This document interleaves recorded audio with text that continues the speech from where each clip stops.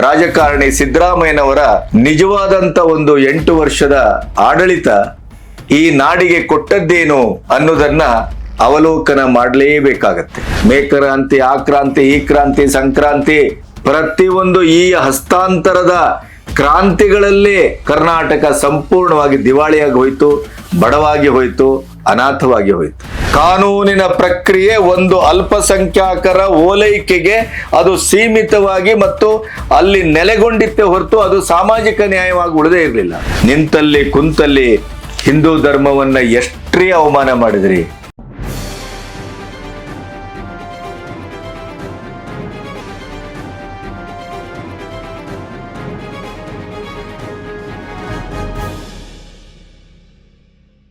ನಮಸ್ತೆ, B Ganapati news ಚಾನೆಲ್ಗೆ ಸ್ವಾಗತ. ಅಧಿಕಾರದ ಬದಲಾವಣೆಯ ಒಂದು ಪರ್ವಕಾಲದಲ್ಲಿ ನಿಂತಿದ್ದೇವೆ.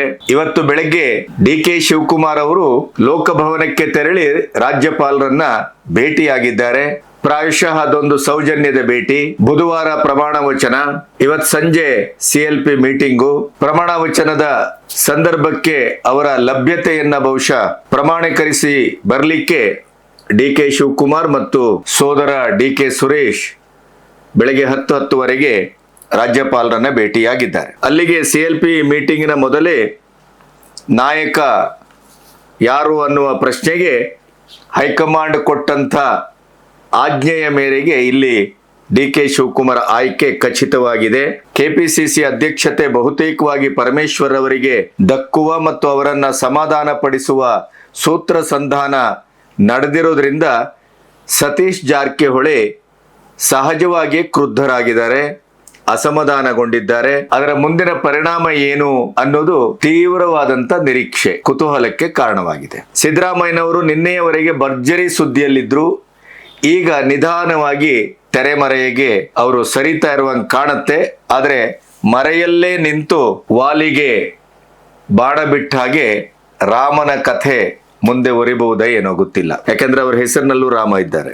ನಮಗೆ ಸಿದ್ದರಾಮಯ್ಯನವರ ವಿದಾಯ ಆ ಸೌಜನ್ಯದ, ಗಾಂಭೀರ್ಯದ, ಮೌನದ, ಯಾವುದೇ ಜಟಾಪಟಿ ಇಲ್ಲದ ಸರಳ ಸೂತ್ರ ಸಂಧಾನದ ಮೂಲಕ ಅವರು ವಿದಾಯವನ್ನ ಘೋಷಿಸಿದ್ದು ಇವತ್ತು ಅದೊಂದು ಸಿದ್ದರಾಮಯ್ಯನವರ ಆರಾಧನೆಯ ರೂಪದಲ್ಲಿ ಮಾಧ್ಯಮದಲ್ಲಿ ಮೊಳಗ್ತಾ ಇದೆ. ಅವರ ಸುದೀರ್ಘವಾದಂತಹ ರಾಜಕೀಯ ಜೀವನಕ್ಕೆ, ಮುತ್ಸದ್ದಿತನಕ್ಕೆ ಅವರ ವಿದಾಯ ಒಂದು ಮುಕುಟಪ್ರಾಯವಾಗಿದೆ ಅನ್ನುವ ಮಾತು ಕೇಳಿ ಬರ್ತಾ ಇದೆ. ಯಾವಾಗಲೂ 1000 ಸುಳ್ಳು, 1000 ಮೋಸ, 1000 ವಂಚನೆ ಏನೇ ಮಾಡಿದ್ರು ಎಲ್ಲೋ ಒಂದು ಕಡೆ ಸಾರ್ವಜನಿಕವಾಗಿ ನಡೆದುಕೊಳ್ಳುವಂಥ ಈ ರೀತಿಯ ರಾಜಕಾರಣಿಗಳ, ಮುಖ್ಯವಾಗಿ ಅವರ ಒಂದು ಸೌಜನ್ಯದ ನಡೆ ಅದು ಬಹಳ ಧೀಮಂತ ಮತ್ತು ಜನಪ್ರಿಯ ರಾಜಕಾರಣಿಯಾದರಂತೂ ಸಂಪೂರ್ಣವಾಗಿ ಅದು ಮುಚ್ಚಿ ಹೋಗುತ್ತೆ. ಸಿದ್ದರಾಮಯ್ಯನವರ ಟ್ಯಾಕ್ಟಿಸು ಬಹುಶಃ ಅದೇ ಆಗಿತ್ತು ಅಂತ ಅನಿಸ್ತದ ನನಗೆ.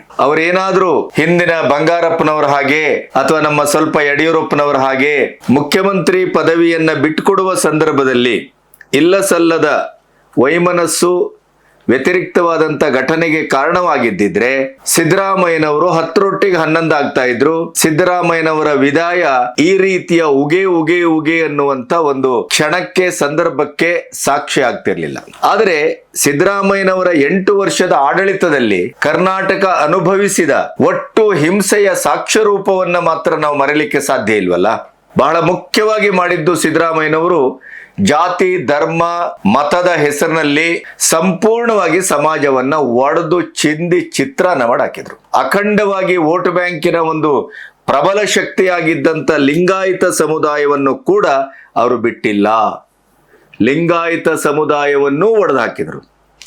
ಜಾತಿ ಗಣತಿಯ ಹೆಸರಿನಲ್ಲಿ ಹಿಂದೂ ಧರ್ಮದ ಒಂದು ಸ್ವಾಭಾವಿಕ ಒಗ್ಗಟ್ಟು ಅಂತಿತ್ರಲ್ಲ, ಅದನ್ನು ಕೂಡ ಲಿಂಗಾಯತರು, ಕುರುಬರು, ಒಕ್ಕಲಿಗರು ಅನ್ನುವ ನೆಲೆಯಲ್ಲಿ ಒಡೆದು ಕೊನೆಗೂ ಕರ್ನಾಟಕದಲ್ಲಿ ಮುಸ್ಲಿಮರು 14% ಇದ್ದಾರೆ, ಅವರೇ ಪ್ರಬಲ ಸಂಖ್ಯಾಬಲ ಅನ್ನೋದನ್ನ ತೋರಿಸಿಕೊಡುವ ಪ್ರಯತ್ನಕ್ಕೂ ಕೈ ಹಾಕಿದರು.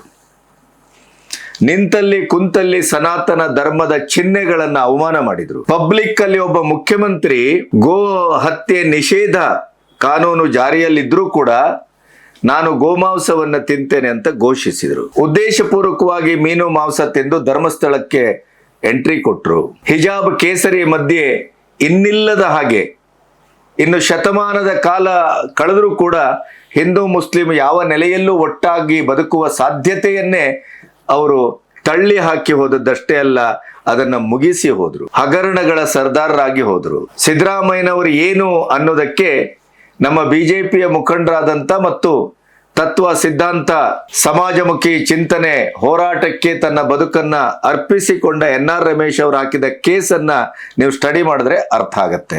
ಹಿಂದೂ ಕಾರ್ಯಕರ್ತರ ಹತ್ಯೆ ಆದಾಗೆಲ್ಲ ರೌಡಿ ಶೀಟರ್ ಹತ್ಯೆ, ಅದೇ ಮುಸ್ಲಿಂ ಜೆಹಾದಿಗಳು ಪಬ್ಲಿಕ್ ಅಲ್ಲಿ ಕತ್ತಿ ಜಳಪಿಸುವವರು, ಲವ್ ಜೆಹಾದ್, ಪೊಲೀಸ್ ಕಚೇರಿಗೆ ಬೆಂಕಿ ಹಾಕಿದವರು, DJ ಹಳ್ಳಿ KJ ಹಳ್ಳಿ ಪ್ರಕರಣ, ಉತ್ತರ ಕರ್ನಾಟಕದ ಮಸೀದಿ ಒಳಗಿರುವ ಲಿಂಗಕ್ಕೆ ಎಂತ ಅವಮಾನ ಮಾಡಿದವರನ್ನ ಕೊನೆಯ ಅವಧಿಯಲ್ಲಿ ರಾಜೀನಾಮೆ ಕೊಡುವ ಕೊನೆಯ ಅವಧಿಯಲ್ಲಿ ಅವರನ್ನು ಕೂಡ ಅವ್ರ ಮೇಲಿದ್ದ ಕೇಸುಗಳನ್ನೆಲ್ಲ ವಾಪಸ್ ತಗೊಂಡ್ರು. ಅಲ್ಪಸಂಖ್ಯಾತರ ತೀವ್ರವಾದ ಓಲೈಕೆ ಯಾವ ಮಟ್ಟಕ್ಕಿತ್ತು ಅಂತಂದ್ರೆ ದೇವಸ್ಥಾನದ ಹುಂಡಿ ಹಣವನ್ನ 372 ಕೋಟಿಗೂ ಹೆಚ್ಚು ಅದನ್ನ ಅಲ್ಪಸಂಖ್ಯಾತರಿಗೆ ದಾನ ಮಾಡಿದ್ದು ಕೊಟ್ಟಿದ್ದು ಕಣ್ಣೆದುರೇ ಇದೆ.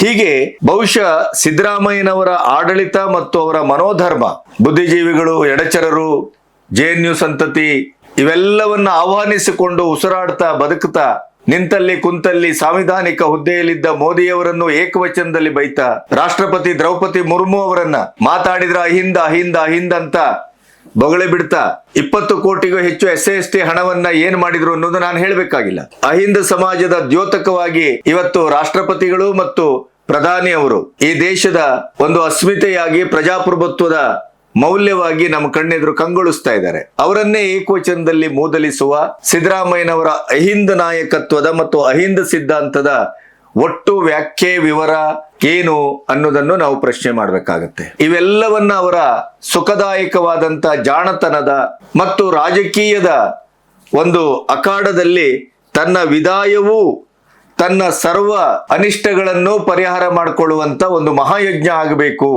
ಅನ್ನುವ ನೆಲೆಯಲ್ಲಿ ವ್ಯವಸ್ಥಿತವಾಗಿ ಒಂದು ವಿದಾಯವನ್ನ ಘೋಷಿಸಿದ ಅತ್ಯಂತ ಬುದ್ಧಿವಂತ ಚಾಣಾಕ್ಷ ರಾಜಕಾರಣಿ ಸಿದ್ದರಾಮಯ್ಯನವರ ನಿಜವಾದಂತ ಒಂದು 8 ವರ್ಷದ ಆಡಳಿತ ಈ ನಾಡಿಗೆ ಕೊಟ್ಟದ್ದೇನು ಅನ್ನೋದನ್ನ ಅವಲೋಕನ ಮಾಡಲೇಬೇಕಾಗತ್ತೆ. ಆ ಅವಲೋಕನದ ಹಿಂದೆ ಇಡೀ ಸಮಾಜವನ್ನ ಅತ್ಯಂತ ಉದ್ದೇಶಿತ ಮತ್ತು ನಿರ್ದಿಷ್ಟವಾದಂಥ ಸೈದ್ಧಾಂತಿಕ ಹಿನ್ನೆಲೆಯಲ್ಲಿ ಅದನ್ನ ಒಡೆದು ಕುವೆಂಪು ಅವರ ಸರ್ವಧರ್ಮದ ಶಾಂತಿಯ ತೋಟ ಅನ್ನುವ ವಾಕ್ಯವನ್ನ ಆಗಾಗ ಉಚ್ಚರಿಸ್ತಾ ಆ ಶಾಂತಿಯ ತೋಟಕ್ಕೆ ಎಂಥ ವಿಪ್ಲವವನ್ನ, ವಿಕ್ಷಿಪ್ತತೆಯನ್ನ, ವಿಚ್ಛಿದ್ರತೆಯನ್ನ ಕೊಟ್ಟು ಹೋದ್ರು, ಒಡೆದು ಹೋದ್ರು ಮನಸ್ಸುಗಳನ್ನ, ಸಮಾಜವನ್ನ, ಸಂಸ್ಕೃತಿಯನ್ನ, ಧರ್ಮವನ್ನ ಅನ್ನುವ ವಿವೇಚನೆ, ಅವಲೋಕನ ಈ ಹೊತ್ತಲ್ಲಿ ಮಾಡದೆ ಇನ್ಯಾವ ಹೊತ್ತಲ್ಲಿ ಮಾಡಬಹುದು. ಹಾಗಾಗಿ ವಿದಾಯದ ಒಂದು ಸಂದರ್ಭದಲ್ಲಿ ಇದ್ದಕ್ಕಿದ್ದ ಹಾಗೆ ಕಾರ್ಕಳದ ಗೊಮ್ಮಟನ ಹಾಗೆ ಸಮಾಜದ ಮಧ್ಯೆ ಒಂದು ಆದರ್ಶ ರಾಜಕಾರಣಿಯಾಗಿ ಮೂಡಿ ನಿಂತಹ ಸಿದ್ದರಾಮಯ್ಯನವರ ಅಧಿಕಾರಾವಧಿಯಲ್ಲಿ ಏನೇನಾಗಿತ್ತು ಒಂದು ಸಣ್ಣ ಅವಲೋಕನ ಮಾಡುವ ಹಿನ್ನೆಲೆಯಲ್ಲಿ ನಿಮ್ಮೊಟ್ಟಿಗೆ ಕೂತಿದ್ದೇನೆ. ಇಲ್ಲಿಯವರೆಗೆ ನನ್ನ ಚಾನೆಲ್ ಅನ್ನ ಸಬ್ಸ್ಕ್ರೈಬ್ ಮಾಡದೇ ಇದ್ರೆ ಸಬ್ಸ್ಕ್ರೈಬ್ ಮಾಡಿ ಮತ್ತು ಸ್ವತಂತ್ರ ಪತ್ರಿಕೋದ್ಯಮಕ್ಕೆ ಆರ್ಥಿಕವಾಗಿ ಬೆಂಗಾವಲಾಗಿ. ಮುಖ್ಯವಾಗಿ ಸಿದ್ದರಾಮಯ್ಯನವರು ಅಂದ ತಕ್ಷಣ 14 ಸೈಟಿನ ದಲಿತರ ಜಾಗವನ್ನ ಕಬಳಿಸಿದ ಪತ್ನಿಯ ಹೆಸರಲ್ಲಿ ಮೂಡ ಹಗರಣ ಪ್ರಥಮವಾಗಿ ಕಣ್ಣೆದುರಿಗೆ ಗೋಚರಿಸುತ್ತದೆ.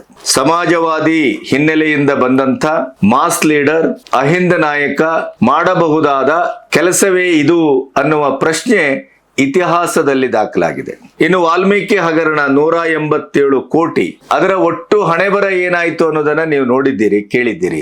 ಈ 2 ಹಗರಣಗಳು ಬಹುಶಃ ಸಿದ್ದರಾಮಯ್ಯನವರ ಆಡಳಿತದ ಶಾಶ್ವತವಾದಂತ 2 ಚಿಹ್ನೆಗಳು ಅಂತ ನಾನು ಭಾವಿಸ್ತೇನೆ. ಇನ್ನು ಸ್ವಜನ ಪಕ್ಷಪಾತ, ಭ್ರಷ್ಟಾಚಾರ, ಕಾನೂನು ಅನ್ನೋದು ರಾಜ್ಯದಲ್ಲಿ ಎಲ್ಲಿತ್ತು, ಹೇಗಿತ್ತು ಅನ್ನೋದನ್ನ ಕೇಳಬೇಕಾದಂತ ಪರಿಸ್ಥಿತಿ. ದೇ ಆರ್ ಅವರ್ ಬ್ರದರ್ಸ್ ಅಂತ ಹೇಳಿ ಅವರಿಗೆ ಇನ್ನಿಲ್ಲದಂತೆ ಸಂಪೂರ್ಣವಾಗಿ ಸರ್ಕಾರದ ಖಜಾನೆಯನ್ನೇ ಮುಖ ಮಾಡಿ ತಿರುಗಿಸಿದಂತ ಆಡಳಿತ ಏನಾದರೂ ಇದ್ರೆ ಅದು ಸಿದ್ದರಾಮಯ್ಯನವರ ಆಡಳಿತ. ಮತ್ತೆ ಅವರನ್ನ ಯಾವ ಮಟ್ಟದಲ್ಲಿ ಪೂಸಿ ಹೊಡೆದ್ರು ಅಂತಂದ್ರೆ ಎಲ್ಲ ಅವರ ಮೇಲಿದ್ದಂತ ಕೇಸುಗಳನ್ನ ವಾಪಸ್ ತೆಗೆದುಕೊಳ್ಳಿಕ್ಕೆ ದೇ ಆರ್ ಇನ್ನೋಸೆಂಟ್ಸ್ ಅಂತ ಹೇಳಿ ಅಮಾಯಕರ ಹಣೆಪಟ್ಟಿಯಲ್ಲಿ ಕೇಸನ್ನ ವಾಪಸ್ ತೆಗೆದುಕೊಳ್ಳಿಕ್ಕೆ ಹೊರಟಾದಾಗ ಕೊನೆಗೆ ಹೈಕೋರ್ಟು ತಪರಾಕಿ ಹಾಕಿ ಚೀಮಾರಿ ಹಾಕಿದಾಗ ಅಲ್ಲಿ ಸ್ತಬ್ಧ ಆಯಿತು.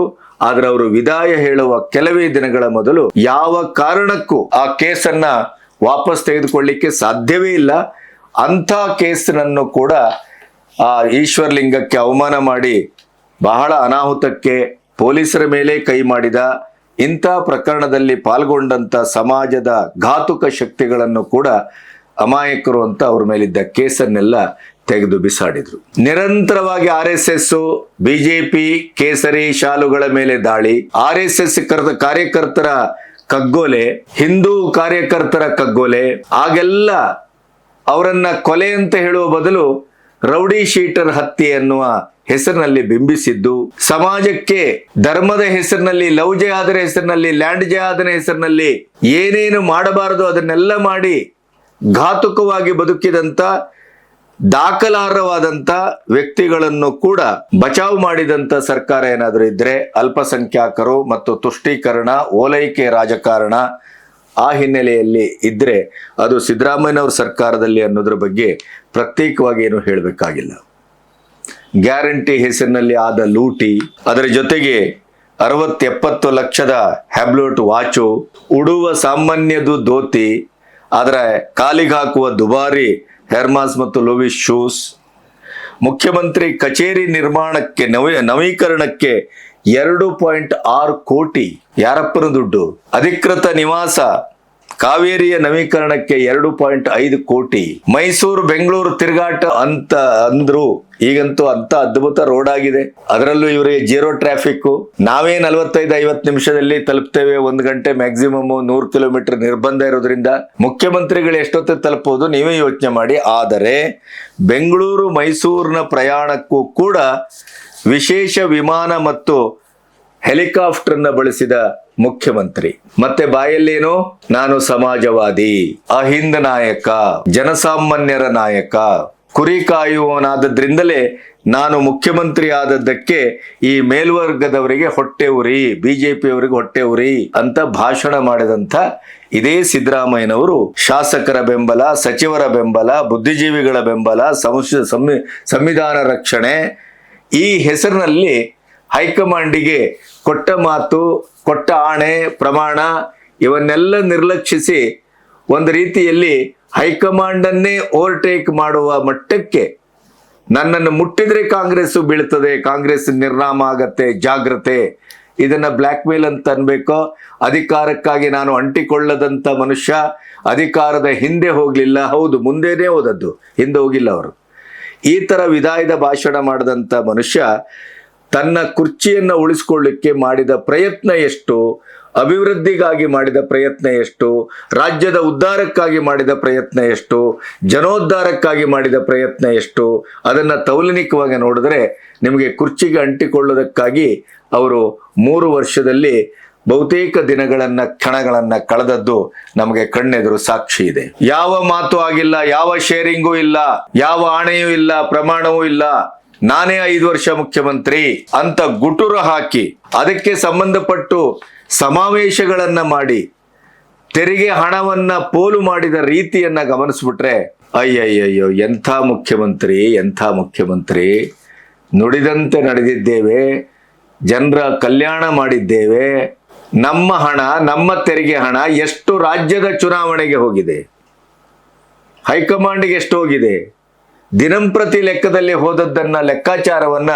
ಮಾಧ್ಯಮಗಳು ಕೊಡ್ತವೆ. ವೇತನ ಇಲ್ಲ, ಬಸ್ ರಿಪೇರಿ ದುಡ್ಡಿಲ್ಲ, ಆಶಾ ಕಾರ್ಯಕರ್ತರಿಗೆ ದುಡ್ಡಿಲ್ಲ, ವಿಧವಾ ವೇತನ ಅಥವಾ ನಮ್ಮ ವೃದ್ಧಾಪ್ಯ ವೇತನ, ಈ ತರದ ವೇತನಗಳನ್ನು ಕೂಡ ಕೊಡದೇನೆ ಎಷ್ಟು ತಿಂಗಳಾಯ್ತು ಅನ್ನೋದನ್ನ ವಿದಾಯದಲ್ಲಿ ಅವ್ರು ಹೇಳಿದ್ರೆ ಚೆನ್ನಾಗಿರ್ತಿತ್ತು. ಗ್ಯಾರಂಟಿ ಹೆಸರಿನಲ್ಲಿ ದುಡಿಯುವ ವರ್ಗವನ್ನು ಕೂಡ ಆಲಸಿಯನ್ನಾಗಿಸಿ ಸಮಾಜಕ್ಕೆ ಎಂಥ ಅನಿಷ್ಟವನ್ನ ತಂದ್ರು ಅನ್ನೋದು ಎಲ್ಲರಿಗೂ ಗೊತ್ತಿದ್ದ ವಿಚಾರ.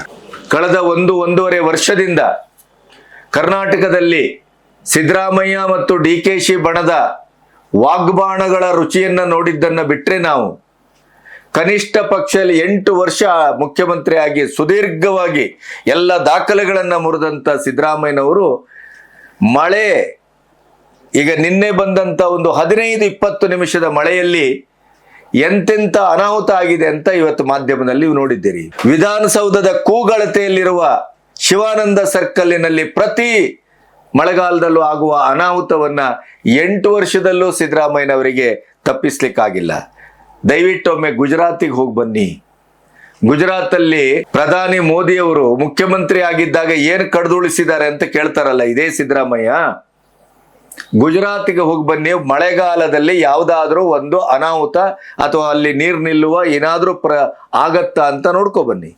8 ವರ್ಷದಲ್ಲಿ ಬೆಂಗಳೂರು ಸಿಲಿಕಾನ್ ಸಿಟಿ, ಪ್ರಪಂಚವನ್ನೇ ತನ್ನತ್ತ ಸೆಳೆಯುವಂತ ಸಿಟಿ, ಭಾರತದ ಬಹಳ ದೊಡ್ಡ ಪ್ರಮುಖ ವಾಣಿಜ್ಯ ನಗರ, ಸಾಫ್ಟ್ವೇರ್ ಸಿಟಿ, ಕೂಲ್ ಸಿಟಿ, ಇವತ್ತು ಸಿಂಕಿಂಗ್ ಸಿಟಿ ಆಗಿದೆ, ಮುಳುಗುವ ಸಿಟಿ ಆಗಿದೆ. ಮಳೆ ಬಂತು ಅಂತಂದ್ರೆ ಎಷ್ಟು ಜೀವ ಅಲ್ಲಿ ಹೋಗುತ್ತೆ ಅನ್ನೋದು ಯಾರಿಗೂ ಲೆಕ್ಕ ಹಾಕ್ಲಿಕ್ಕೆ ಸಾಧ್ಯ ಇಲ್ಲ. ಅಂತ ಒಂದು ಕನಿಷ್ಠ ಪ್ರಾಥಮಿಕ ಅವಶ್ಯಕತೆಯನ್ನು ಕೂಡ ಪೂರೈಸಲಿಲ್ಲ ಸಿದ್ದರಾಮಯ್ಯನವರು. ಒಪ್ಪಂದ ಆಗಿಲ್ಲ, 5 ವರ್ಷ ನಾನೇ ಮುಖ್ಯಮಂತ್ರಿ ಅಂತ ತನ್ನ ಪ್ರಭಾವ, ತನ್ನ ಅಹಿಂದು, ತನ್ನ ಶಾಸಕರ ಬೆಂಬಲ, ತನ್ನ ಸಚಿವರ ಬೆಂಬಲ ಎಲ್ಲವನ್ನ ಪ್ರಯೋಗಿಸಿಯೂ ಕೊನೆಗೆ ಹೈಕಮಾಂಡು ನೀವು ರಾಜೀನಾಮೆ ಕೊಟ್ಟು ಇಳೀರಿ ಅಂತ ಸಮಯದ ಗಡುವು ಕೊಟ್ರು. ಇಲ್ಲದೆ ಇದ್ರೆ ರಾಜ್ಯಪಾಲರು ಬರುವಲ್ಲಿವರೆಗೆ ಕಾಯ್ಬೋದಿತ್ತಲ್ಲ. ಇಂಥ ಮಹಾನ್ ನಾಯಕ, ಮಾಸ್ ಲೀಡರ್ ಸೆಕ್ರೆಟರಿ ಹತ್ರ ಹೋಗಿ ರಾಜೀನಾಮೆ ಕೊಡುವಂತ ಪ್ರಮೇಯ ಏನಿತ್ತು? ರಾಜ್ಯಪಾಲರು ಇಲ್ಲದೆ ಇದ್ರು ಸೆಕ್ರೆಟರಿಗೆ ಹೋಗಿ ರಾಜೀನಾಮೆ ಪತ್ರ ಕೊಟ್ಟು ಬನ್ನಿ ಅಂತ ಹೈಕಮಾಂಡು ಇಂಥ ಒಬ್ಬ ನಾಯಕನಿಗೆ ಹೇಳುವ ಅವಶ್ಯಕತೆ ಇತ್ತ? ಅದರ ಹಿಂದೆ ಏನಿದೆ? ವಿದಾಯ ಹಾಗಾದ್ರೆ ಯಾವ ರೀತಿಯ ವಿದಾಯ? ಹೈಕಮಾಂಡ್ ಹೇಳಿದ್ದು ಅಂತ ಇವರು ಕೊಟ್ಟದ್ದು ಅಥವಾ ರಾಜೀನಾಮೆ ಪತ್ರವನ್ನ ಬರೆಸಿ ಕೈಯಲ್ಲಿಟ್ಟು ಸೈನ್ ಹಾಕಿ ಅಂತ ಹೇಳಿದ್ದು ಅನ್ನುವ ಒಂದು ಪ್ರಶ್ನೆ ಕೂಡ ಈಗ ಕಾಣ್ತಾ ಇದೆ. ಮೇಕ್ರಾಂತಿ, ಆ ಕ್ರಾಂತಿ, ಈ ಕ್ರಾಂತಿ, ಸಂಕ್ರಾಂತಿ, ಪ್ರತಿಯೊಂದು ಈ ಹಸ್ತಾಂತರದ ಕ್ರಾಂತಿಗಳಲ್ಲೇ ಕರ್ನಾಟಕ ಸಂಪೂರ್ಣವಾಗಿ ದಿವಾಳಿಯಾಗಿ ಹೋಯ್ತು, ಬಡವಾಗಿ ಹೋಯ್ತು, ಅನಾಥವಾಗಿ ಹೋಯ್ತು. ಕಾನೂನಂತೂ ಕೇಳಬೇಡಿ. ಕಾನೂನಿನ ಪ್ರಕ್ರಿಯೆ ಒಂದು ಅಲ್ಪಸಂಖ್ಯಾತರ ಓಲೈಕೆಗೆ ಅದು ಸೀಮಿತವಾಗಿ ಮತ್ತು ಅಲ್ಲಿ ನೆಲೆಗೊಂಡಿತ್ತೆ ಹೊರತು ಅದು ಸಾಮಾಜಿಕ ನ್ಯಾಯವಾಗಿ ಉಳಿದೇ ಇರಲಿಲ್ಲ. ಏನೇ ಘಟನೆ ಆದ್ರೂ ಹೆಸರು ನೋಡಿ ಮಣೆ ಹಾಕುವಂತ ಕೆಲಸ ಕಳೆದ 3 ವರ್ಷದಲ್ಲಿ ಚಾಲ್ತಿಯಲ್ಲಿತ್ತು. ಇದನ್ನು ಮಾತಾಡ್ಬೇಕಲ್ಲ, ಇದನ್ನು ಗಮನಿಸ್ಬೇಕಲ್ಲ. ಈಗ ತ್ಯಾಗಮೂರ್ತಿ, ಚರಿತ್ರಾರ್ಹ ವಿದಾಯ, ಅದ್ಭುತ, ಅನನ್ಯ, ಅನ್ಯಾದೃಶ ಅಂತ ಹೇಳಿ ನಮ್ಮಿಂದ ಹಿಡಿದು ಎಲ್ಲರೂ ಮಾತಾಡೋರೆ. ಹಾಗೆ ನೋಡಿದ್ರೆ ಸತ್ಯವಾಗಿ ಹೇಳಬೇಕು ಅಂದ್ರೆ ಡಿ.ಕೆ. ಶಿವಕುಮಾರ್ ಪಕ್ಷ ನಿಷ್ಠೆ, ಶ್ರಮ, 136 ಸೀಟು ಗೆದ್ದು ಬರುವಲ್ಲಿ ಇದೇ 23ರಲ್ಲಿ ಸಿದ್ದರಾಮಯ್ಯನವರು ಯೋಚನೆ ಮಾಡಿದ್ದೇನೋ 2018ರಲ್ಲಿ ನಂದಿದು ಕೊನೆಯ ಚುನಾವಣೆ, ನಾನಿನ್ ಚುನಾವಣೆಗೆ ಸಕ್ರಿಯ ರಾಜಕಾರಣ ಇಲ್ಲ ಅಂತಂದ್ರು. 2013ರಲ್ಲೂ ಹೇಳಿದ್ರು ಅವರು. ಆಮೇಲೆ 2023ರಲ್ಲಿ ಯಾವ ಕ್ಷೇತ್ರದಲ್ಲಿ ನಿಂತರೆ ನಾನು ಗೆಲ್ತೇನೆ ಅಂತ, ಇವರ ಜನಪ್ರಿಯತೆಯ ಬಂಡವಾಳ ಅದು. ಯಾವ ಕ್ಷೇತ್ರದಲ್ಲಿ ನಿಂತರೆ ನಾನು ಗೆಲ್ತೇನೆ ಅನ್ನೋದಕ್ಕಾಗಿ ಕ್ಷೇತ್ರಗಳ ಹುಡುಕಾಟ, ಬಡದಾಟ. ಸ್ವಕ್ಷೇತ್ರದಲ್ಲಿ ನೋ. ಇವೆಲ್ಲದರ ಮಧ್ಯೆ ನಿಜವಾಗಿ ನಾವು ಅಭಿನಂದಿಸಬೇಕಾದದ್ದು ಅವರ ತಾಳ್ಮೆ, ಕಾಯುವಿಕೆ, ಸಿಡಿಯದೇನೆ, ಎಲ್ಲಿಯೂ ಬೇರೆ ರೀತಿಯ ಮಾತುಗಳನ್ನು ಆಡದೇನೆ, ಪುಟಗೋಸಿ ರಾಜಕಾರಣಿಗಳೆಲ್ಲ ಸಿದ್ದು ಬಣದಲ್ಲಿ ಇದ್ದೇವೆ ಅನ್ನುವ ಕಾರಣಕ್ಕಾಗಿ ಎಂತೆಂತ ಅವಮಾನ ಮಾಡಿದ್ರು, ಎಂತೆಂತ ಮಾತುಗಳನ್ನಾಡಿದ್ರು ಡಿ.ಕೆ. ಶಿವಕುಮಾರ್ ಅವ್ರ ಮೇಲೆ. ಪಬ್ಲಿಕ್ ಅಲ್ಲಿ ಡಿ.ಕೆ. ಶಿವಕುಮಾರ್ ಅನ್ನು ಯಾವ ರೀತಿಯಲ್ಲಿ ರಣಿ ಹಾಕ್ಲಿಕ್ಕೆ ನೋಡಿದ್ರು. ಅದೆಲ್ಲವನ್ನ ಪ್ರಾರ್ಥನೆ ಮತ್ತು ಪ್ರಯತ್ನ ಅನ್ನುವ 2 ಶಬ್ದದ ಅಡಿಯಲ್ಲಿ ಪಕ್ಷ ನಿಷ್ಠೆ, ಕುರ್ಚಿಯಲ್ಲಿ ಕೂತ್ಕೊಳ್ಳಿಕ್ಕೂ ಗೊತ್ತುಂಟು ನಮಗೆ, ಬ್ಯಾನರ್ ಅಂಟಿಸ್ಲಿಕ್ಕೂ ಗೊತ್ತುಂಟು ಅನ್ನುವ ಇತ್ಯಾದಿ ಮಾತುಗಳ ಮೂಲಕ, ದೈವ ಸ್ಮರಣೆಯ ಮೂಲಕ, ವಿಧಿ ಅನ್ನುವುದರ ಮೇಲೆ ನಂಬಿಕೆ ಇಟ್ಟ ಒಂದು ವಿಶ್ವಾಸದ ಮೇಲೆ ಇವತ್ತಿನವರೆಗೂ ನಡ್ಕೊ ಬಂದು, ಹೋಗಬಾರದ ವ್ಯಕ್ತಿಗಳ ಮನೆಗೆ ಹೋಗಬಾರದ ರೀತಿಯಲ್ಲಿ ಹೋಗಿ 6 ಅಡಿಯನ್ನ 3 ಅಡಿಗೆ ಕುಬ್ಜಗೊಳಿಸಿಕೊಂಡು ತೀವ್ರ ಅವಮಾನವನ್ನು ಅನುಭವಿಸಿಯೂ ಕೂಡ ಎಲ್ಲಿಯೂ ಪಕ್ಷದ ವಿರುದ್ಧವಾಗಿ ಅಥವಾ ಸಮಾಜಕ್ಕೆ ಡಿ.ಕೆ.ಶಿ ಅವರು ಈ ರೀತಿ ವರ್ತಿಸಬಾರ್ದಿತ್ತು ಅನ್ನುವಂತ ರೀತಿಯಲ್ಲಿ ಎಲ್ಲಿಯೂ ವರ್ತಿಸದೆ ಕಾಲಕ್ಕಾಗಿ ಕಾದು ಕಾದು ಕಾದು ಅವರು ಈಗ ಮುಖ್ಯಮಂತ್ರಿ ಆಗ್ತಾ ಇದಾರಲ್ಲ, ನಿಜವಾಗಿಯೂ ಅವರಿಗೆ ಹ್ಯಾಟ್ಸ್ ಆಫ್ ಅನ್ಬೇಕು. ಮುಂದೆ ಆಡಳಿತ ಹೇಗೆ ಮಾಡ್ತಾರೋ, ಸರ್ಕಾರ ಉಳಿತದೋ ಬಿಡ್ತದೋ, ಜಾರಕಿಹೊಳಿ ಅಂತವರಿಗೆ 78 ಶಾಸಕರು ಇಟ್ಕೊಂಡು ಅಲ್ಲಾಡಿಸ್ತಾರೋ, ಪಕ್ಷಾಂತರ ಮಾಡ್ತಾರೋ, ಬಿಜೆಪಿಗೆ ಹೋಗ್ತಾರೋ, ಎಲ್ಲವೂ ಕಣ್ಣೆದುರಿದೆ. ಸಿದ್ದರಾಮಯ್ಯನವರೇ ಇನ್ನು ಎಷ್ಟೊತ್ತಿಗೆ ಹೊರೆ ಬಿಸಾಡಿ ಬಳ್ಳಿ ಎಳೆತಾರೋ, ಯಾವ ರೀತಿಯ ರಾಜಕೀಯ ಷಡ್ಯಂತ್ರಗಳನ್ನ ಡಿ.ಕೆ.ಶಿ ಅವರು ಎದುರಿಸಬೇಕಾಗಿದೆಯೋ, ಸಂಪುಟ ಪುನಃ ಒಂದು ರಚನೆಯೇ ಪ್ರಥಮ ಸವಾಲು ಅವರಿಗೀಗ. ಸಿದ್ದು ಬಣದ ಅಸಮಾಧಾನಿತರನ್ನ ಸಮಾಧಾನ ಮಾಡೋದೇ ಇನ್ನೊಂದು ಸವಾಲು. ಜೀವನದುದ್ದಕ್ಕೂ ನಾವು ಹುದ್ದೆಯಲ್ಲೇ ಇರಬೇಕು, ನಾವು ಮಂತ್ರಿ ಪಟ್ಟಕ್ಕಾಗೇ ಹುಟ್ಟಿದ್ದೇವೆ ಅನ್ನುವಂಥ ರಾಜಕಾರಣಿಗಳನ್ನ ತಡೆಯುವುದೇ ಒಂದು ದೊಡ್ಡ ಸವಾಲು. ಇವೆಲ್ಲ ಇದೆ. ಆದರೆ DKಶಿ ಅವರು, ಸಿದ್ದರಾಮಯ್ಯನವರು ಒಡ್ಡಿದಂಥ ಈ ಅಧಿಕಾರ ಹಸ್ತಾಂತರದ ಬೃಹನ್ನಾಟಕದಲ್ಲಿ ದಿನಕ್ಕೊಂದು ಕ್ಷಣಕ್ಕೊಂದು ಸೀನ್ಗಳು ಬರ್ತಿದ್ವಲ್ಲ, ಪಾತ್ರಗಳು ಹೊಸದಾಗಿ ಬರ್ತಿದ್ವಲ್ಲ, ಅವೆಲ್ಲ ಎದುರಿಸಿ ನಿಂತ ಆ ತಾಳ್ಮೆ ಇದೆಯಲ್ಲ, ಆ ಕಾರಣಕ್ಕಾಗಿ DKಶಿ ಅವರನ್ನು ಅಭಿನಂದಿಸಬೇಕು. ನಿಜವಾಗಿ ಈ ವಿದಾಯವನ್ನ ಸೂಕ್ಷ್ಮವಾಗಿ ಮತ್ತು ತರ್ಕಬದ್ಧವಾಗಿ ಲೆಕ್ಕಾಚಾರ ಮಾಡಿ ತನ್ನ ರಾಜಕಾರಣದ ಸಂಧಿಗೆ ಯಾವ ರೀತಿಯ ಹಿನ್ನುಡಿ ಬೆನ್ನುಡಿ ಬರೆಯಬೇಕು ಇವೆಲ್ಲ ತೂಕ ಹಾಕಿ ಅವರು ವಿದಾಯ ಮಾಡಿದಂಥ ಸಿದ್ದರಾಮಯ್ಯನವರಿಗಿಂತ ಈ ಒಟ್ಟು 50-50 ಅಧಿಕಾರದ ಹಸ್ತಾಂತರದ ಪ್ರಕ್ರಿಯೆಯಲ್ಲಿ DK ಶಿವಕುಮಾರ್ ನಮಗೆ ಬಹಳ ಮುಖ್ಯವಾಗಿ ಕಾಣಬೇಕು. ಇವೊಂದು ಅವರೇ ಮುಖ್ಯಮಂತ್ರಿ ಮುಂದಿನದ್ದು ಅಂತ ರಾಜೀನಾಮೆಗೆ ಮೊದಲೇ ದೆಹಲಿಯಲ್ಲಿ ಡಿಸೈಡ್ ಆದರೂ ಕೂಡ ಅವರು ಅತ್ಯಂತ ಸಂಯಮದಿಂದ ವರ್ತಿಸ್ತಾ ಇದ್ದಾರೆ. ಅವರ ಈ ಎಲ್ಲ ವರ್ತನೆಗಳೇ ಅವರ ಹಿಂದೆ ಚರಿತ್ರೆಯಲ್ಲಿ ಇದ್ದಂತ, ಈಗ ಕೊತ್ವಾಲನ ಆಡಳಿತ ಆರಂಭ ಅಂತ ಸುಮಾರು ಜನ ತಮ್ಮನೇಲಿ ಹಾಕಿದ್ ನೋಡಿದ್ದೇನೆ ನಾನು. ಬಹುಶಃ ಅದರ ಆಚೆಯ ಒಂದು ಆಡಳಿತವನ್ನ DKಶಿ ಕೊಡಬಹುದು ಅನ್ನುವ ನಿರೀಕ್ಷೆಯನ್ನ ಹುಟ್ಟುಹಾಕಿದೆ. DKಶಿ ಮೆಚೂರ್ಡ್ ಆಗಿದ್ದಾರೆ, DKಶಿ ಮಾಗಿದ್ದಾರೆ.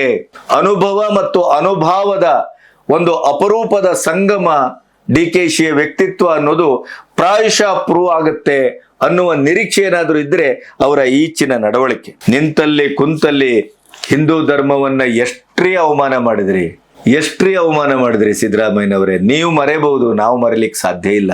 ಯಾರೋ ಒಂದು ವೇದಿಕೆಯಲ್ಲಿ ಕೇಸರಿ ಶಾಲನ್ನ ನಿಮಗೆ ಹಾಕ್ಲಿಕ್ಕೆ ಬಂದಾಗ ಸಾರ್ವಜನಿಕವಾಗಿ ಎಂತ ನಿಕೃಷ್ಟವಾಗಿ ಬಿಸಾಡಿದ್ರಿ. ಅದೇ ಚುನಾವಣೆ ಸಂದರ್ಭದಲ್ಲಿ ನನ್ನ ಹೆಸರಲ್ಲೂ ರಾಮ ಇದ್ದಾನೆ ಅಂತೀರಿ, ಅಲ್ಲಿ ಚಾಮುಂಡಿ ಬೆಟ್ಟಕ್ಕೆ ಹೋಗ್ತೀರಿ. ಆ ನಂತರ ನೀವು ದಸರಾ ಉದ್ಘಾಟನೆಯಲ್ಲಿ ಮಾಡಿದ ಪ್ರಹಸನ ಎಂಥದ್ದು, ಯಾವ ಕಾರಣಕ್ಕಾಗಿ ಅಲ್ಲಿ ಪ್ರಶಸ್ತಿ ಸಿಕ್ಕಿದ್ದು, ಯಾರಿಗೆ ಸಿಕ್ಕದ್ದು, ಅನುವಾದ ಮಾಡಿದ್ಯಾರು, ಆ ಹುಡುಗಿ ಹಿಂದೂ ಅನ್ನುವ ಕಾರಣಕ್ಕಾಗಿ ಅವಳನ್ನ ಬಿಟ್ಟು ಬಾನು ಮುಷ್ತಾಕನ್ನೇ ಮುಂದಿಟ್ಟು ಉದ್ಘಾಟನೆ ಮಾಡಿಸಿದ್ರಲ್ಲ. ನಿಮ್ಮ ಸಮಾಜವಾದಿ ಚಿಂತನೆಯ ನಿಜವಾದ ದ್ರವ್ಯ ನಿಮ್ಮ ಮನಸ್ಸು ಮತ್ತು ಹೃದಯದಲ್ಲಿ ಕೆಲಸ ಮಾಡ್ತಿದ್ದಾದ್ರೆ ಸಮಾನವಾಗಿ ಸಿಕ್ಕಿದ ಅವಾರ್ಡ್ ಅದು, ಅನುವಾದಕ್ಕೆ ಸಿಕ್ಕಿದ ಅವಾರ್ಡ್ ಅದು. ಅವರಿಬ್ಬರನ್ನೂ ನೀವು ದಸರಾ ಉದ್ಘಾಟನೆಗೆ ಕರೆತಿದ್ರಿ, ಚರಿತ್ರೆ ಆಗ್ತಿತ್ತು. ಆದ್ರೆ ನೀವು ಯಾಕೆ ಮಾಡಿಲ್ಲ ಹೇಳಿ? ಓಲೈಕೆ, ಮತ ಬ್ಯಾಂಕ್, ಪ್ರಶಸ್ತಿ ಸಿಕ್ಕಿದ ಹೆಗ್ಗಳಿಕೆಗಾಗಿ ಅವರನ್ನು ಕರೆದದ್ದಲ್ಲ. ಅಲ್ಪಸಂಖ್ಯಾತರ ಓಲೈಕೆಗೆ 1 ಇಂಚ್ ಜಾಗವನ್ನು ಬಿಡಲಿಲ್ಲ ನೀವು 8 ವರ್ಷದಲ್ಲಿ. ಆ ಕಾರಣಕ್ಕಾಗಿ ಕರೆದ್ರಿ. ನಮ್ಮ ಆರಾಧನೆಯ ಮಹೋತ್ಸವದಲ್ಲೂ ಕೂಡ ರಾಜಕೀಯವನ್ನ ಮಾಡಿದ್ರಿ. ಏನೆನ್ಬೇಕಿದಕ್ಕೆ? ಪಠ್ಯಪುಸ್ತಕದ ಗಲಾಟೆ, ಪಠ್ಯಪುಸ್ತಕದಲ್ಲಿ ಎಂತೆಂತ ಅನಾಹುತವನ್ನ ಮಾಡಿದ್ರಿ. ಮಧು ಬಂಗಾರಪ್ಪನನ್ನು ಇಟ್ಕೊಂಡು ಇಡೀ ಶಿಕ್ಷಣ ಇಲಾಖೆಯನ್ನೇ ಚಾರಿತ್ರಿಕವಾಗಿ ನೆನಪುಳಿಯುವ ರೀತಿಯಲ್ಲಿ ಅದನ್ನ ಹೇಸಿಗೆಯ ಹೊಂಡವನ್ನಾಗಿ ಮಾಡ್ಬಿಟ್ರಿ. ಕೇಸರಿ ಹಿಜಾಬಿನ ಹೆಸರಿನಲ್ಲಿ ಶಾಶ್ವತವಾಗಿ ಮುಸ್ಲಿಂ ಮತ್ತು ಹಿಂದೂಗಳ ಸಮಾಜವನ್ನ ಮಾನಸಿಕವಾಗಿ ಒಡೆದು ಬಿಟ್ರಿ. ಹಿಜಾಬಿನ ಪ್ರಕರಣ ಇನ್ನು ನ್ಯಾಯಾಲಯದಲ್ಲಿದೆ, ತಾವು ವಕೀಲರು ಆದ್ರೂ ಕೂಡ ಏನ್ ಮಾಡಿದ್ರಿ? ಅದನ್ನ ತರಲೇಬೇಕು. ಯಾಕೆಂದ್ರೆ 10 ಆಶ್ವಾಸನೆ ಕೊಟ್ಟಲ್ಲಿ ಒಂದೇ ಈಡೇರಿಸಿದ್ದೀರಿ, ಉಳಿದದ್ದು ಯಾವಾಗ ಈಡೇರಿಸ್ತೀರಿ? ಇಲ್ಲದಿದ್ರೆ 28ಕ್ಕೆ ನಾವು ಉತ್ತರ ಕೊಡ್ತೇವೆ ಅಂತ ಅವರು ಗುಟ್ರು ಹಾಕಿದ್ರಲ್ಲ, ಆವಾಗ ಅವ್ರಿಗೆ ಕಣ್ಣೂರಿಸ್ಲಿಕ್ಕೆ ಹಿಜಾಬನ್ನ ಎಲವ್ ಮಾಡಿದ್ರಿ. ಎಂತ ಅದ್ಭುತವಾದಂತ ರಾಜಕಾರಣಿ ನೀವು, ಚಾಣಕ್ಯ ರಾಜಕಾರಣ. ಲಿಂಗಾಯತರ ಧರ್ಮವನ್ನ ಒಡೆದು ಚಿಂದಿ ಮಾಡಿ ಅಲ್ಲಿಯೂ ನೀವು ಗೆದ್ದು ಬಿಟ್ರಿ. ಸಮಾಜವನ್ನ ಒಗ್ಗೂಡಿಸುವ, ಸಮುದಾಯವನ್ನ ಒಗ್ಗೂಡಿಸುವ, ಮಾನವ ಧರ್ಮವನ್ನ ಎತ್ತಿಡಿಯುವ, ಮನುಷ್ಯ ಕುಲ ಒಂದು ಅಂತ ಹೇಳಿದ ಕುವೆಂಪು ಅವರ ವೇದವಾಕ್ಯವನ್ನ ಸಾಕಾರಗೊಳಿಸುವ ದಿಕ್ಕಿನಲ್ಲಿ ನಾನು ನನ್ನ ರಾಜಕಾರಣವನ್ನ ಮಾಡಿದ್ದೇನೆ ಅಂತ ತಾವು ಹೇಳಿದಿರಿ. ಕೋಮು ಶಕ್ತಿಗಳ ವಿರುದ್ಧ ನನ್ನ ನಿರಂತರವಾದ ಹೋರಾಟ, ಕೋಮು ಶಕ್ತಿಗಳನ್ನ ಉದ್ದೀಪನಗೊಳಿಸಿದ್ದೇ ನಿಮ್ಮ ಆಡಳಿತದ ಬಹಳ ದೊಡ್ಡ ಕೊಡುಗೆ ಅಂತ ಜನ ಆಡ್ಕೊಳ್ತಾ ಇದ್ದಾರೆ. ಪ್ರತಿ ಒಂದು ಹಂತದಲ್ಲೂ ಮುಸ್ಲಿಂ ಅಲ್ಪಸಂಖ್ಯಾತರಿಗೆ ಒಂದು, ಹಿಂದೂಗಳಿಗೆ ಒಂದು, ಕಾನೂನಾತ್ಮಕವಾಗಿ ಅಪರಾಧಿಗಳಾದ್ರೂ ಆರೋಪಿಗಳಾದ್ರೂ ಅವರನ್ನ ರಕ್ಷಿಸುವ ಪ್ರಯತ್ನ ನಡೆಯಿತು. ಇಲ್ಲಿ ಹಿಂದೂಗಳನ್ನ ಸಂಪೂರ್ಣವಾಗಿ ಇನ್ನಿಲ್ಲದ ಕಾನೂನಿನ ಕಲಂಗಳನ್ನು ಹಾಕಿ ಅವರನ್ನ ಶಾಶ್ವತವಾಗಿ ರೌಡಿಗಳನ್ನಾಗಿಸುವ, ಜೈಲೂಟಕ್ಕೆ ಅವರನ್ನ ಅನುವು ಮಾಡಿಕೊಡುವಂತ ಕೆಲಸವನ್ನ ಮಾಡಲಾಯಿತು. ಅಭಿವೃದ್ಧಿ ಸಂಪೂರ್ಣವಾಗಿ ಸ್ಥಗಿತಗೊಂಡಂತ ವರ್ಷ 3 ವರ್ಷ, ಶೂನ್ಯ ಪರ್ವ. ಮಾತಾಡಿದ್ರೆ ಕೇಂದ್ರಕ್ಕೆ ದೂಷಿಸುವುದರಲ್ಲೇ ಇಡೀ ಕಾಲವನ್ನು ಹರಣ ಮಾಡಿದಂತ ಕಾಲ. ನಿಮ್ಮ ಶಾಸಕರು, ನಿಮ್ಮ ಸಚಿವರೇ ಅನುದಾನ ಇಲ್ಲ ಅಂತ ಹೇಳಿ ಬೊಬ್ಬೆ ಹೊಡೆದಂತ ಸರ್ಕಾರ ಯಾವುದಿದ್ರೆ ಅದು ನಿಮ್ಮ ಸರ್ಕಾರ.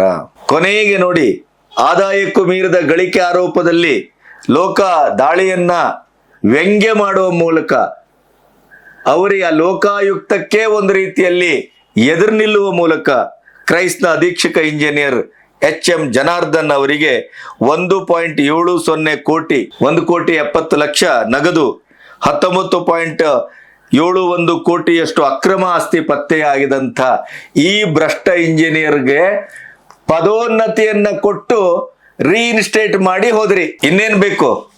ನಿಮ್ಮಂತ ಅನುಭವಿ ಮತ್ತು 16 ಬಜೆಟ್ ಅನ್ನ ಮಂಡಿಸಿದಂತ ಹಿರಿಯ ರಾಜಕಾರಣಿಯಿಂದ, ಅಧಿಕಾರಿ, ಒಂದು ಮುಖ್ಯಮಂತ್ರಿಯಿಂದ ಇದನ್ನ ನಿರೀಕ್ಷೆ ಮಾಡಿತ್ತ ಈ ಸಮಾಜ?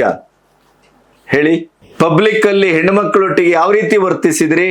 ಮೆಲೋನಿ ಅವರಿಗೆ ಒಂದು ಚಾಕ್ಲೇಟ್ ಕೊಟ್ಟದ್ದಕ್ಕೆ, ಅದು ನಮ್ಮ ಭಾರತದ ಪ್ರಾಡಕ್ಟು, ಅದು ಅಂತಾರಾಷ್ಟ್ರೀಯ ಮಟ್ಟದಲ್ಲಿ ಇವತ್ತು ಏನಾಗ್ತಾ ಇದೆ, ಒಂದು ಮೆಲೋನಿಗೆ ಒಂದು ಚಾಕ್ಲೇಟ್ ಕೊಟ್ಟ ಪ್ರಕರಣದಿಂದ ಇವತ್ತು ಮಾರುಕಟ್ಟೆಯಲ್ಲಿ ಏನಾಗಿದೆ ಅನ್ನೋದನ್ನ ನಿಮ್ಮಂತ ಆರ್ಥಿಕ ತಜ್ಞರೇ ಹೇಳಬೇಕು. ಅದನ್ನು ವ್ಯಂಗ್ಯ ಮಾಡದಂತ ತಾವು ತನ್ನ ಸಮಸ್ಯೆಯನ್ನ ಹೇಳ್ಕೊ ಬಂದಂತ ಹೆಣ್ಮಕ್ಕಳ ಸೆರಿಗೆಗೆ ಕೈ ಹಾಕಿದ್ದು ದಾಖಲಾಗಿದೆ.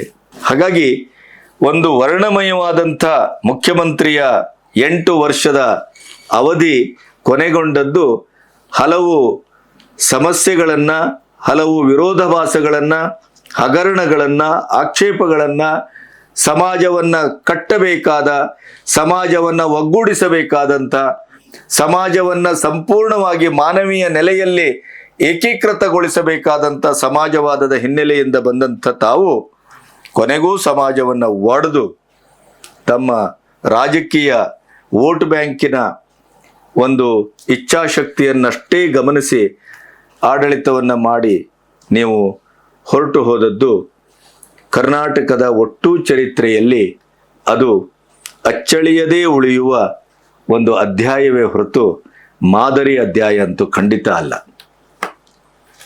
ನಮಸ್ತೆ.